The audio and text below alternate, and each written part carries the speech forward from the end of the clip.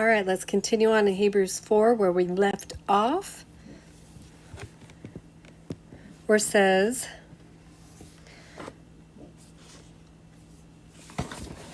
in the previous page, it says, I have sworn in my wrath, they shall not enter into my rest.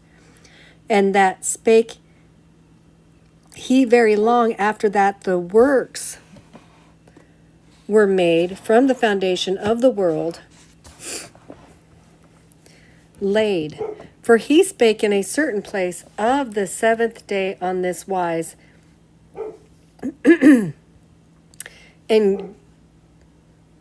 good, I know it's supposed to be God. And God did rest the seventh day from all his works. And in this place again, they shall not come into my rest. Seeing therefore, it followeth that some must enter thereinto, and they to whom it was first preached entered not therein for unbelief's sake. Again, he appointeth in David a certain priest, present day, after so long a time, saying, as it is rehearsed, this day, if you hear his voice, be not hard-hearted. For if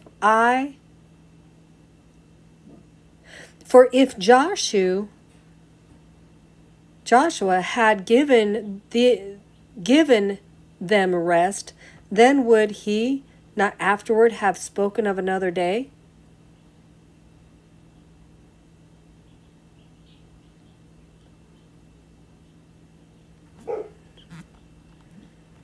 Joshua?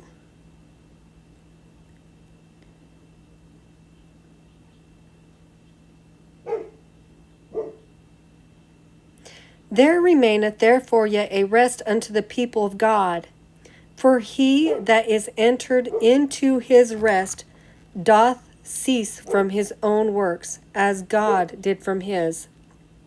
Let us study therefore to enter into that rest, lest any man fall into such an example of unbelief. For the word of God is quick and mighty in operation, and sharper than any two-edged sword, and entereth through even unto the dividing asunder of the soul and the spirit, and of the joints and the marrow, and judgeth the thoughts and intents of the heart. Neither is there any creature invisible in the sight of it, but all things are naked and bare unto the eyes of him of whom we speak. Seeing then that we have, chapter 5, seeing then that we have a great high priest, which hath entered heaven, I mean Jesus the Son of God, let us keep our profession. For we have not an high priest which cannot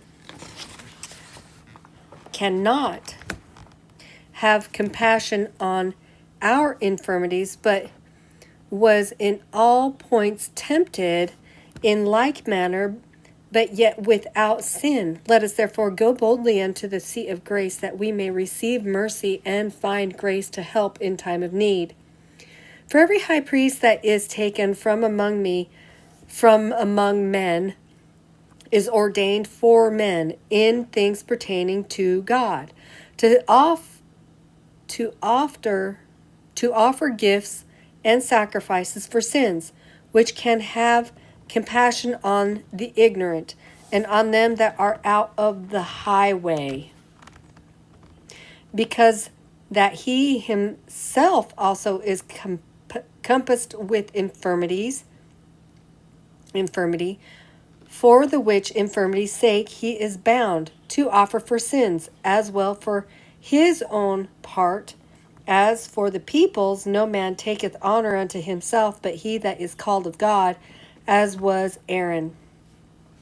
Even so likewise Christ honored not himself, that he might be the high priest, but he glorified him that said unto him, Thou art my son, this day begat I thee, as he also in another place speaketh, Thou art a priest forever after the order of Melchizedek.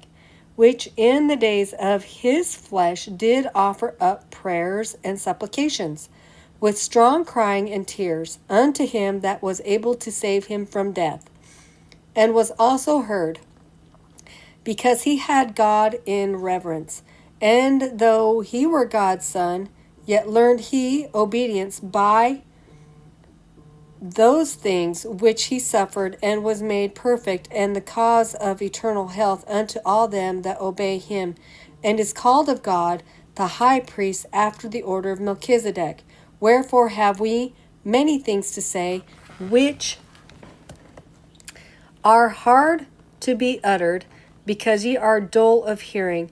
For when, as concerning the time, ye ought to be teachers, yet have ye need again that we teach you the first principles of the word of God, and are become such as have need of myself, and not of strong meat.